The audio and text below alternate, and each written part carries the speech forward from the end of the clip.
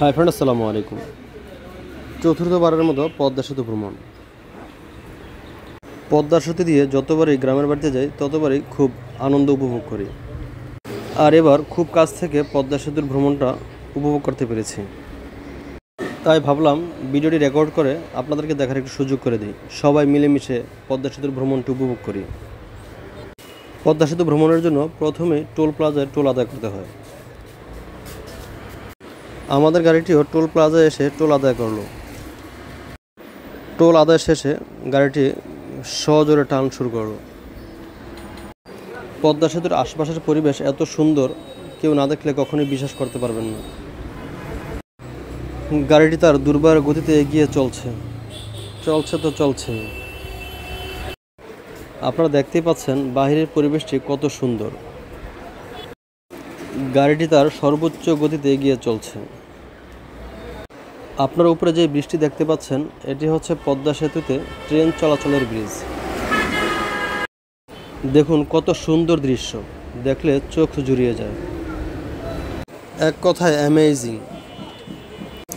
দিনের বেলায় সামনে থেকে এরকম ব্রিজ দেখার মজাই আলাদা। গাড়িটি তার দুর্বার গতিতে এগিয়ে চলছে।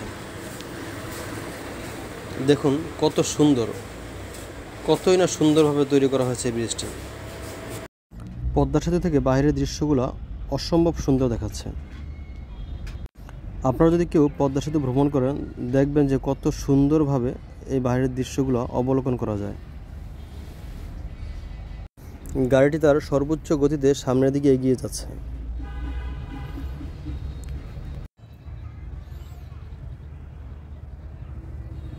আপনারা দেখতে পাচ্ছেন কত সুন্দর। এখন যেহেতু শীতের মৌসুম, সেহেতু আপনার নদীতে চর পড়ে গিয়েছে। বর্ষার মৌসুমে এই নদীগুলো পানিতে থই থই করে, আর এই বালিগুলো পানির নিচে ঢাকা পড়ে যায়। যারা পদ্মা সেতু হওয়ার আগে এই নদীটি ভ্রমণ করেছেন লঞ্চ দিয়ে, তারাই দেখেছেন এর স্রোত কত আর গর্জন কত। বর্ষাকালে যখন এই পদ্মা নদীটি লঞ্চ দিয়ে ভ্রমণ করা হতো, তখন জীবনটা হাতে নিয়ে ভ্রমণ করা হতো। কত কঠিনই না ছিল এই পদ্মা নদী, এই পদ্মার স্রোত। বর্ষাকালে পদ্মা নদী লঞ্চ দিয়ে ভ্রমণ করেছেন আর কান্না করেননি এমন লোকের সংখ্যা খুব কম।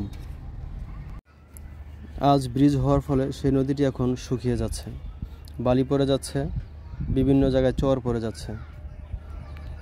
একটা সময় গিয়ে দেখা যাবে এই বিশাল পদ্মা নদীও শুকিয়ে চর পড়ে গিয়েছে, বিভিন্ন মানুষের বসবাসের জায়গা হয়ে গিয়েছে। পদ্মা সেতুর এখনও সংস্কারের কাজ চলছে। কতটা সুন্দর লাগছে পদ্মা সেতুটি, আপনারা দেখতেই পাচ্ছেন। রাতের অন্ধকারে পদ্মা সেতুর অবয়ব আরও সুন্দরভাবে ফুটে ওঠে। পদ্মা সেতুর রেলিংয়ে যে ল্যাম্পপোস্টগুলো দেখতে পাচ্ছেন, এগুলো থেকে যখন রাতের অন্ধকারে আলো বেরিয়ে আসে, তখন পদ্মা সেতুর অবয়ব বহুগুণে বৃদ্ধি পায়। তখন আর একটি সৌন্দর্য প্রকাশ পায়।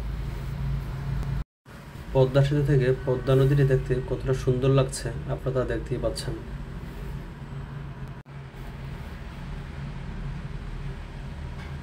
গাড়ি চলছে তো চলছেই। আমি দেখানোর চেষ্টা করব যে পদ্মা সেতুতে ভ্রমণের জন্য টোটাল কত মিনিট সময় লাগে এই পদ্মা সেতুটি পার হওয়ার জন্য। এখন প্রায় 4 মিনিট হয়ে গিয়েছে, আমরা প্রায় কাছাকাছি এসে পড়েছি পদ্মা সেতুর।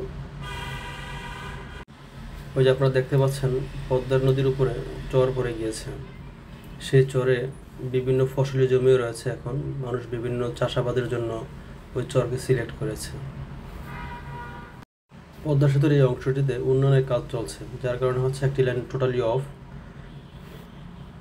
একটি লাইন দিয়ে গাড়ি যাতায়াত করছে।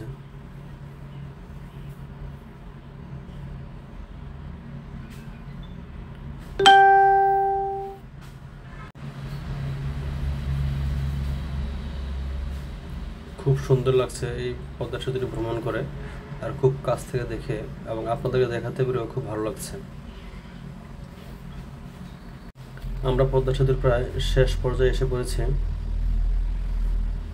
এখানে হালকা জ্যাম দেখা যাচ্ছে।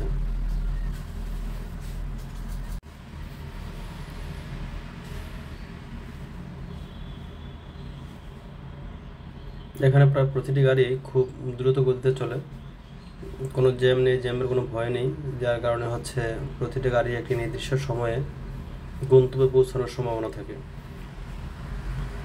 আমরা প্রায় পদ্মা সেতুর দ্বার প্রান্তে এসে উপনীত হয়েছি। কিছুক্ষণের ভিতরে আমরা দেখতে পাবো যে পদ্মা সেতুর শেষ অংশ। আমাদের প্রায় এই পদ্মা সেতু ভ্রমণের জন্য 6 মিনিটের মতো সময় লাগছে। আপনারা নিচে যে ব্রিজটি দেখতে পাচ্ছেন এটি হচ্ছে পদ্মার রেল ব্রিজ। এখানে 3টা ব্রিজ দেখা যাচ্ছে, একটি হচ্ছে নামার জন্য, আরেকটি হচ্ছে ওঠার জন্য, আরেকটি হচ্ছে সেটা হচ্ছে রেল ব্রিজ। পদ্মা সেতুর এই অংশের অবয়ব খুব সুন্দর, প্রচুর পরিমাণে গাছ লাগানো হচ্ছে। এগুলো যখন বড় হয়ে যাবে তখন এই অঞ্চলের সৌন্দর্য আরও বৃদ্ধি পাবে। এতক্ষণ পর্যন্ত আমাদের সাথে থাকার জন্য ধন্যবাদ। দেখা হবে অন্য কোনো সময় অন্য কোনো ভিডিওতে। ততক্ষণ পর্যন্ত ভালো থাকুন। আল্লাহ হাফেজ। আসসালামু আলাইকুম।